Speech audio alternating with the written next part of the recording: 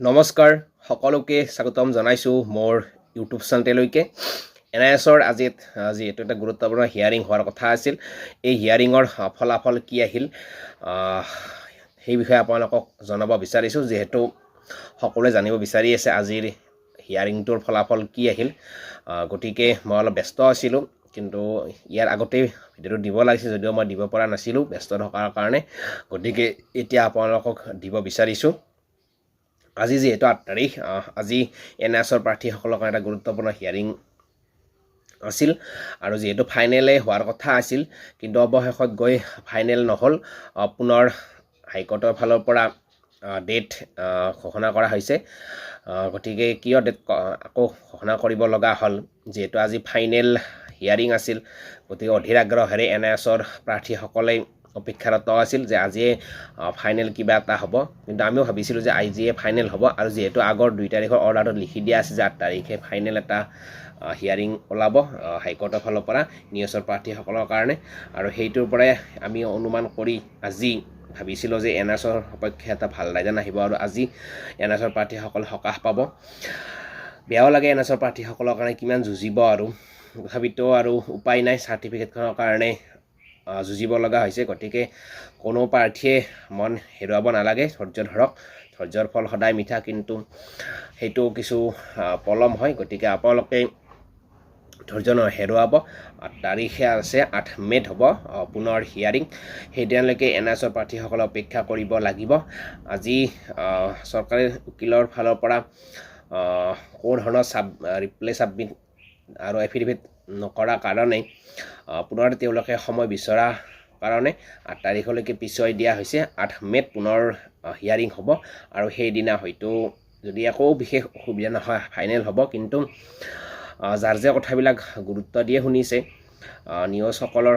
সমস্যা হয়তো নাথাকিবই কিন্তু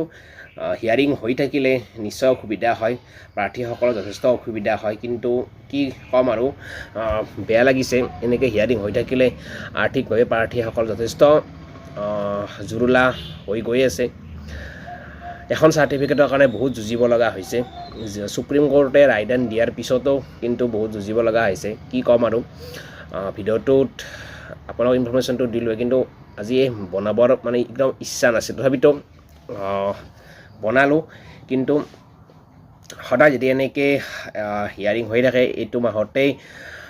আপোনাৰ বহুকেইটাই হিয়াৰিং হৈ গ'ল 2 তাৰিখৰ পৰা এনেকৈ বহুকেইটা হিয়াৰিং হৈ গ'ল আৰু এনেকৈ হিয়াৰিং হৈ থাকিলে অসুবিধা হোৱাটো নিশ্চয় স্বাভাৱিক তথাপিতো মনোবল হেৰুৱাই নেপেলাব নিশ্চয় আপোনালোকৰ ভাল দিনে আহিব